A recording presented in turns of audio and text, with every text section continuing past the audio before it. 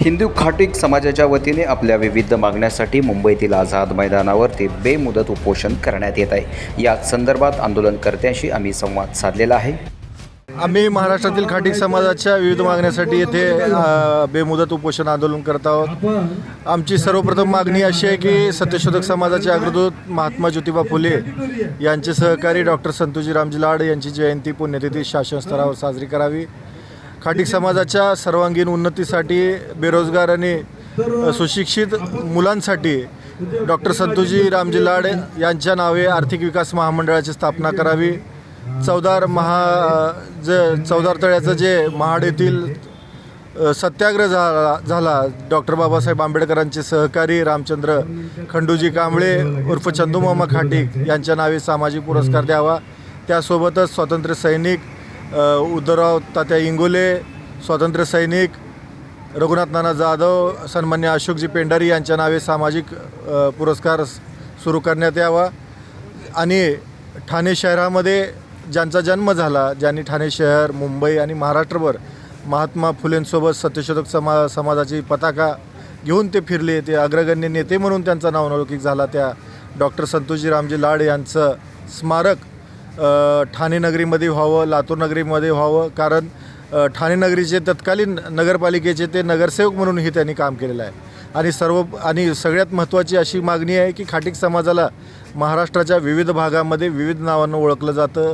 धनगर खाटीक, क्षत्रिय मराठा खाटीक, लाड खाटीक, कलाल खाटीक, ते सर्वजण लहान प्राण्यांचा मांस विक्रीचा व्यवसाय करणारे एकमेकांचे रक्त नातेवाईक आहेत। या सर्वांच्या मागणीच्या अनुषंगानं आम्ही या ठिकाणी उपोषण आंदोलन करत आहोत। काल दिवसभरामध्ये विविध खात्याचे लोक आम्हाला भेटायला आले होते, पण आज दिवसभरामध्ये पोलीस प्रशासन आमच्या भेटीसाठी आलं होतं, पण त्यांना जर सोडलं तर बाकी कोणताही व्यक्ती आजच्या दिवसभरामध्ये तरी आमच्या या उपोषणस्थळी भेट देऊन आम्हाला त्यांनी संवाद साधला नाही। यापुढे जर आमच्या मागण्या जर मान्य झाल्या नाहीत तर शासनाला लक्षवेधी आंदोलन काय असतं हे भविष्यामध्ये हिंदू खाटीक समाज त्यांना विविध ठिकाणी, विविध जागी, विविध गावामध्ये वेगवेगळ्या माध्यमांमधून दाखवून देईल असं आम्ही ठामपणे सांगतो। आज हिंदू खाटीक समाजाला अत्यंत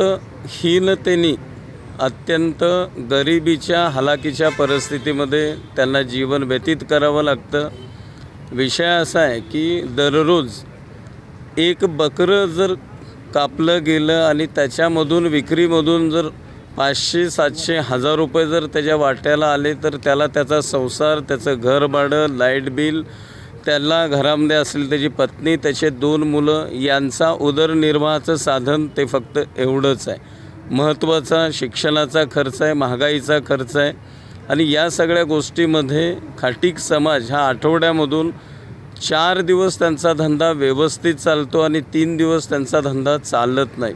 पण आम्हीसुद्धा हिंदू धर्मामध्ये एकादशी असेल किंवा विविध सण असतील तर त्या दिवशी ज्यावेळेस राज्य शासन किंवा एखाद्या समूहाने जर पशुहत्या बंदी किंवा पशुहत्या आजच्या दिवशी जर थांबवावी असं जर त्यांनी आवाहन केलं तर त्या दिवशी तमाम महाराष्ट्रातील हिंदू खाटीक समाज हा पशुहत्या करत नाही, त्या दिवशी त्यांची दुकानं बंद ठेवतो।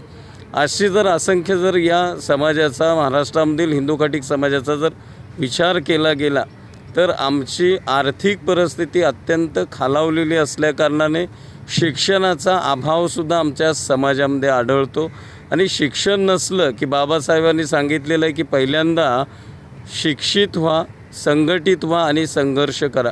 पण आमचा समाज जर पैसे नसल्यामुळे शिक्षणच भेटत नसेल आणि त्याला मग नोकरीच्या संधीच उपलब्ध नसतील तर आमचा समाज हा कायमस्वरूपी दारिद्र्य आणि आर्थिक शोषणेचा बळी ठरलेला आहे। म्हणून आणि महत्त्वाचं, आमच्या समाजाला प्रतिनिधित्व न मिळण्याची संधी कोणत्याही राजकीय पक्षाने वेळोवेळी उपलब्ध करून न दिल्यामुळे कदाचित आमच्या समाजाचा विचार राज्य शासनाने, केंद्र शासनाने केला नाही असं आम्हाला व्यक्तिशः वाटतं। तमाम समाज के लोग हैं जो यहाँ इकट्ठित हुए हैं, उनके समर्थन में आया हूँ और जो भी इनकी मांगे हैं मैं चाहता हूँ कि वो पूरी हो। क्योंकि सब अपना अपना हक ले रहे हैं, सबको अपना हक मिल रहा है। तो हमारे समाज को, जो पिछड़ा समाज है, काफ़ी गरीबी है हमारे समाज में, उनके व्यवसाय पे भी लोग ताला लगाने की कोशिश कर रहे हैं। तो हम चाहते हैं कि हमारे समाज के जो भी लोग हैं, जो भी मांग कर रहे हैं, उनको पूरा किया जाए। यासारख्या अन्य बातम्या बघण्यासाठी तुम्ही आमच्या चॅनलला लाईक करा, शेअर करा, सबस्क्राईब करा. धन्यवाद.